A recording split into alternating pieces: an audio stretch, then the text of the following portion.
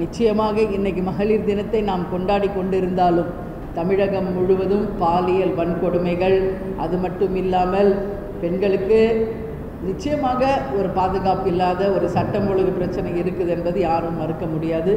உறுதியாக தமிழக அரசும் நமது முதலமைச்சர் ஸ்டாலின் அவர்களும் இந்த மகளிர் தினத்தில் அனைத்து பெண்களுக்கும் பாதுகாப்பை நிச்சயமாக உறுதி செய்து அனைத்து பெண்களும் சுதந்திரமாக தமிழ்நாட்டில் இருக்கின்ற ஒரு நிலையை உருவாக்கணும்னு சொல்லி நம்ம மகளிர் அணி சார்பாக தமிழக அரசுக்கு நான் ஒரு வேண்டுகோளை வைக்கிறேன்.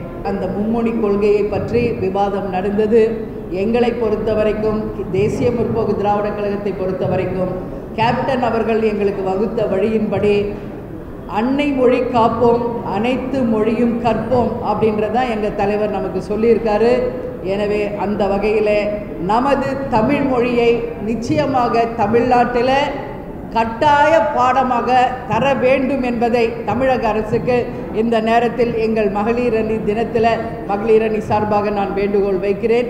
40 MP தொகுதியை குறைப்பதாக ஒரு கருத்து இருக்கிறது. ஆனால் மத்திய அரசு இன்றைக்கு வரைக்கும் அதுக்கு எந்த அதிகாரப்பூர்வமான அறிவிப்பும் தராததுனால நாம் அதை பற்றி நிறைய பேசுவதற்கு ஒன்றுமில்லை. ஆனாலும் தமிழக அரசிடம் தேசிய முற்போக்கு திராவிட கழகம் அன்றைக்கு உறுதியாக சொல்லிவிட்டு வந்திருக்கோங்க.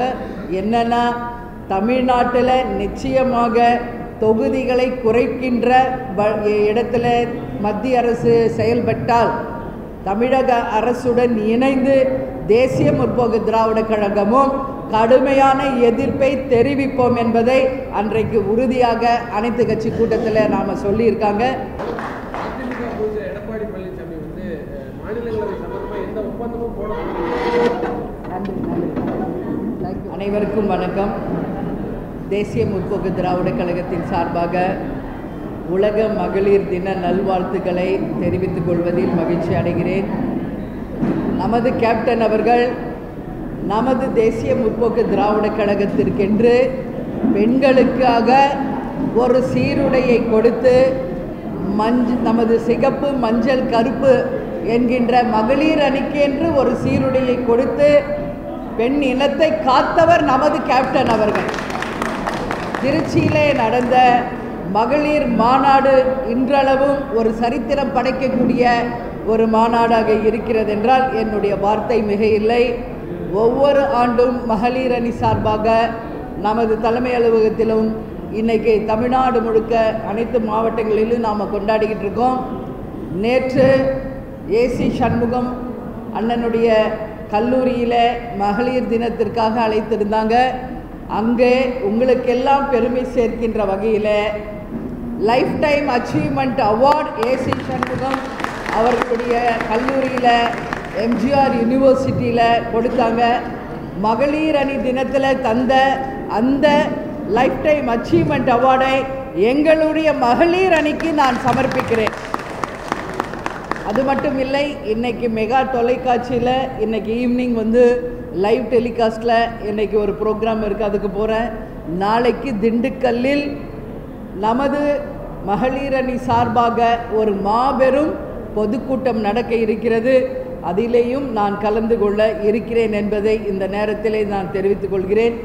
தமிழ்நாடு முழுக்க இன்றைக்கி அனைத்து மாவட்டங்களிலுமே கொடி நாள், மகளிர் அணி தின நாள் என்று எல்லா மாவட்டத்திலும் இன்றைக்கு பொதுக்கூட்டங்கள், நலத்திட்ட உதவிகள் அனைத்தையும் தந்து நமது கழகத்தை சீரோடும் சிறப்போடும் கொண்டு செல்லும் நமது மாவட்ட கழக செயலாளர்கள், ஒன்றியம், நகரம், பேரூர் கழக ஊராட்சி செயலாளர்கள், கிளைக்கழக நிர்வாகிகள், மகளிர் அணி சகோதரிகள், சார்பு அணி சகோதரிகள் அனைவருக்கும் இந்த நல்ல நாளில் என் பாராட்டுகளை, வாழ்த்துக்களை தெரிவித்துக் கொள்கிறேன். இன்றைக்கி நம்ம கேப்டன் நம்மக்கிட்ட இல்லை அப்படின்னாலும் தெய்வமாக நம்முடனேயே இருந்து நம்மளை எல்லாருமே அவர் வழி நடத்தி கொண்டு இருக்கிறார்.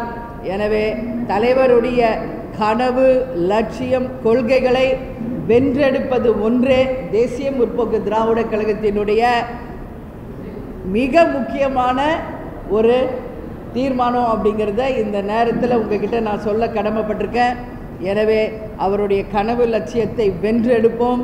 தேசிய முற்போக்கு திராவிட கழகத்தை ஆரம்பித்த நம் தலைவருக்கு அந்த வெற்றி கனிகளை சமர்ப்பிப்போம் என்று உங்கள் எல்லாருக்குமே இந்த நல்ல நாளில் தெரிவித்துக்கொள்ள பெருமையோடு கடமைப்பட்டிருக்கேன்.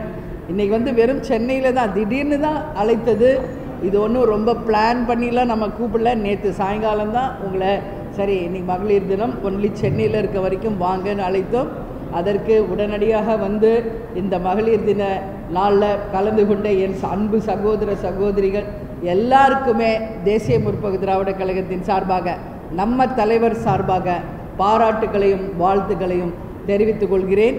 அது மட்டும் இல்லை, உங்கள் எல்லாருக்கும் இன்றைக்கி உணவிற்கு நீங்கள் எல்லோரும் சாப்பிட்டுட்டு நீங்கள் எல்லோரும் என்னுடன் புகைப்படம் எடுத்துக்கொண்டு நீங்கள் எல்லோரும் சென்று நமது தலைவர் நமக்கு வகுத்த வழியின்படி கட்சியை சிறப்பாக வழி நடத்தி அவரோட கனவு லட்சியத்தை வென்றெடுப்போம் என்று இந்த நல்ல நாளில் உறுதிமொழி எடுப்போம் என்று கூறி, நம்ம தலைவர் நமக்கு எப்பொழுதுமே சொல்வது போல தமிழன் என்று சொல்லடா, தலை நிமிர்ந்து நில்லடா, இயன்றதை செய்வோம் இல்லாதவர்க்கே என்று கூறி இந்த மகளிர் தின வாழ்த்துக்களை உலகமெங்கும் இருக்கும் அனைத்து தாய் குலங்களுக்கும் நமது தலைமை கழகத்தின் சார்பாக நமது மகளிர் அணி சார்பாக தெரிவித்துக் கொள்வதில் பெருமகிழ்ச்சி அடைகிறேன்.